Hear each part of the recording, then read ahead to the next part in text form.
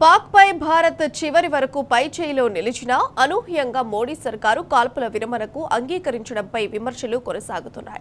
ఈ నేపథ్యంలో మోడీ సర్కారు దిద్దుబాటు చర్యలకు దిగింది.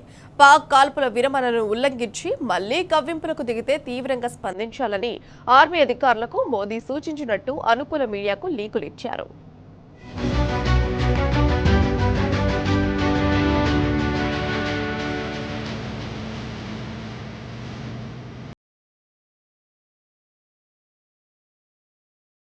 కాల్పుల విరమణపై విమర్శలు రావడంతో డ్యామేజ్ కంట్రోల్ కు మోడీ ప్రభుత్వం తంటాలు పడుతుంది. హుటాహుటిన త్రివిధ దళాధిపతులతో ప్రధాని మోదీ సమావేశం పెట్టి వాళ్లు తూట పేల్చితే ఫిరంగులతో సమాధానం ఇవ్వాలన్నారు. ఆపరేషన్ సింధూర్ తో పాకిస్తాన్లోని ఏ ప్రాంతం కూడా సురక్షితం కాదని టెర్రరిస్టులకు స్పష్టమైన సంకేతం ఇచ్చామని మోదీ చెప్పినట్టు వార్తలు వచ్చాయి. ఇదంతా దిద్దుబాటు చర్యల్లో భాగమేనని విశ్లేషకులు విమర్శిస్తున్నారు. అమెరికా ఒత్తిడికి తలొగ్గి కాల్పుల విరమణకు అంగీకరించి ఇప్పుడు దిద్దుబాటు చర్యలకు దిగిందని పలువురు పేర్కొంటున్నారు.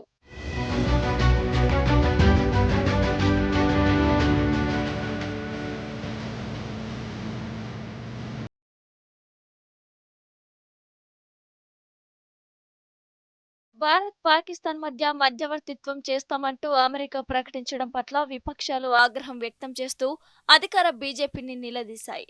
పహల్గాం ఘటన, ఆపరేషన్ సింధూర్ కు సంబంధించి పూర్తి స్థాయిలో చర్చలు జరిపేందుకు అఖిలపక్ష సమావేశం ఏర్పాటు చేయాలని కాంగ్రెస్ ప్రధాన కార్యదర్శి జైరాం రమేష్ డిమాండ్ చేశారు. ప్రత్యేక పార్లమెంటు సమావేశాన్ని ఏర్పాటు చేయాలని కోరుతూ విపక్ష నేతలు మల్లికార్జున ఖర్గే, రాహుల్ గాంధీలు ప్రధాని నరేంద్ర మోదీకి లేఖలు రాశారు. మోదీ చర్య దేశానికే పెద్ద అవమానమని శివసేన యూబీటీ నేత సంజయ్ రౌత్ వ్యాఖ్యానించారు.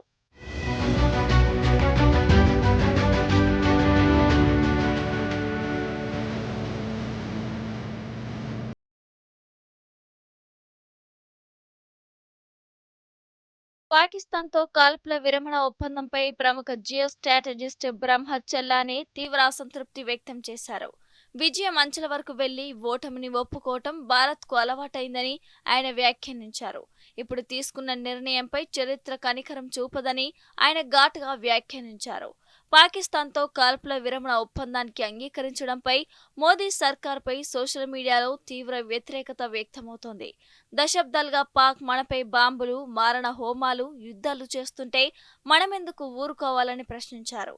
ప్రధాని మోదీ ప్రజల నమ్మకం కోల్పోయారని ఓ నెటిజన్ తీవ్రంగా స్పందించారు. ప్రధాని మోదీ తన జీవితంలో అతిపెద్ద తప్పు చేశారన్నారు. ఆయన ప్రజల విశ్వాసాన్ని కోల్పోయారని, ఇకపై ఆయనకు ఓటు వేయను అని నెటిజన్ పేర్కొన్నారు.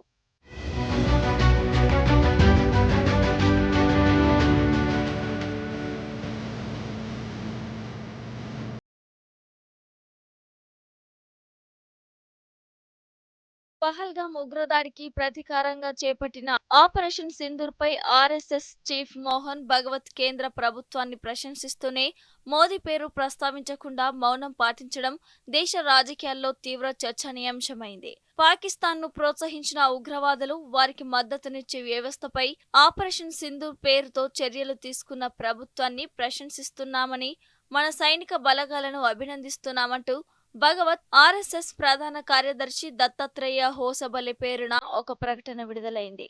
అందులో మోదీ పేరు లేకపోవటం సర్వత్రా చర్చనీయాంశమైంది.